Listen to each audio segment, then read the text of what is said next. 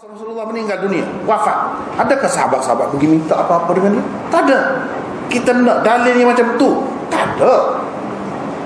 Jadi daripada mana kamu ambil benda ni?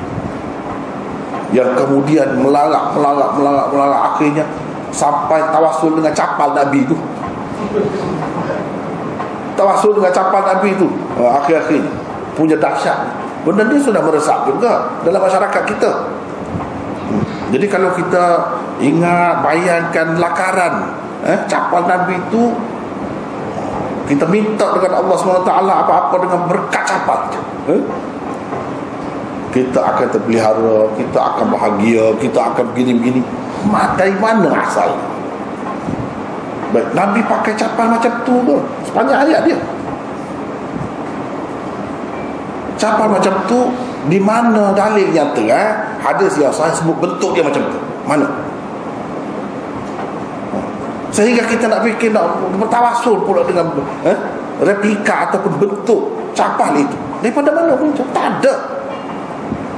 Ini semua bisikan-bisikan syaitan untuk menyesatkan umat Islam. Itu hakikatnya yang sebenar. Dan benda ini telah berlaku. Berapa ramai di luar negara terutamanya yang telah sesat kerana benda-benda macam ni, padahal tidak ada asas langsung. Nabi SAW pakai kasut, dia pakai khuf, dia pakai macam-macam. Selipar dia tidak sama, tidak sejenis saja. Macam-macam dia pakai. Kenapa yang kita nampak yang itu saja, yang Nabi punya? Saya ada dulu, ada orang hadiah dengan saya tapi kita pakai tak sedap langsung. Tak sedap lah. Yang dikatakan capal Nabi tu nak tercabut tak kemah. Macam ni ke caranya? Macam mana dia guna pergi perai tak jatuh, tak tercabut? Mudah sangat nak tercabut. Sebab dia dua tali. Dia sini satu dekat ibu jari tu, dekat tu jari tengah dengan jari manis tu, situ pula ada tak, itu tempat pegang. Cukup tak sesuai. Saya ada orang bagi hadiah, dia mau mari daripada luar negara, bagi. Sampai begitu sekali keliru kita umat Islam ni, sebab tidak merujuk kepada rujukan-rujukan yang sahih, yang mu'tabar. Akhirnya jadi begitu. Jadi kita tahu macam-macam lah. Selipar Nabi tu hadis yang sahih ada, capal Nabi tu ada qibalan. Qibalan tu apa makna? Masih luas lagi, terbuka. Qibalan itu boleh macam capal biasa ni. Capal biasa kan, dia ada satu lubang di depan tu, kita pakai di ibu jari, dengan jari telunjuk. Kita pakai. Dia ada dua tali di atas itu. Itu pun qibalan juga. Macam mana dia menggambarkan macam ni sifat? Tak ada hadis yang sahih sebenarnya. Itu khayalan semata-mata. Kemudian buat tajam depan tu, kemudian di belakang tu jadi, tak ada sebenarnya. Tak ada asas. Kemudian sampai ke peringkat nak tawasul dengan capal pula. Itulah dahsyat. Ini sudah berlaku dalam masyarakat kita ni. Dan sudah laku selipar-selipar tu.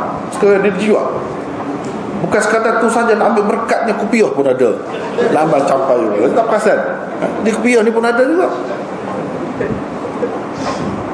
Tuan-tuan semua kalau perhati kan, siapa yang pengasas dia pakai? Syekh Nazim lah. Isyam Qabani yang sudah diisytiharkan sesat itu. Tapi pengaruh dia sampai begitu sekali. Orang tak sedar. Di mana punca? Dia datang ambil daripada mana? Tak ada satu pun hadis yang sahih. Tapi sampai orang ni begitu taksub dengan dia, sampai pakai kopiah-kopiah yang ada capal, lambang capal. Sekarang ni pakai selendang di sini pun ada juga lambang capal. Ada juga lambang. Cuba perhati. Apa cerita? Nak bawa ke mana? Siapa imam kita? Ikutan kita. Kita ikut siapa? Dan orang itu ikut hadis ke atau ikut apa? Ini yang berlaku dalam masyarakat sebenarnya. Tapi orang tak perasan, dia tak perhati tu. Logo dia, simbol dia tu membawa ke satu arah. Lepas tu mereka berarah, pergi ke kubur itu, kubur ini, kubur Tok Wali. Itulah aliran dia. Itulah fahaman dia. Dia masuk sikit-sikit dalam bentuk berselawat, dalam bentuk bernasyid, tapi pakai capal itu, ada capal. Sebenarnya tidak ada asas. Benda itu tidak ada asas dalam hadis yang sahih bentuk macam tu, tak ada. Dan kalau kita fikir dari segi logik pun, satu orang manusia ni dia pakai satu jenis tu saja ke sepanjang hayat dia? Tidak begitu. Macam kita, kasut kita, selipar kita pun tukar kan. Rasulullah SAW pun begitu juga. Kalau kita terima ya begitu pun, bukan ada, kenapa jadi terikat dengan bentuk tu? Bentuk lain seseorang bukan pernah kena kaki Nabi. Tak betul tu. Dan Nabi SAW tidak pakai capal saja, kasut pun dia pakai, khuf pun dia pakai. Khuf macam mana bentuk ni? Kalau nak ambil air sembahyang, setelah pakai khuf, macam mana syarat dia? Dia mesti menutup buku lali. Dan kalau menutup buku lali bukan bentuknya seperti capal tu lagi. Kenapa timbul capal? Khusus dengan capal tu kenapa? Ini persoalan.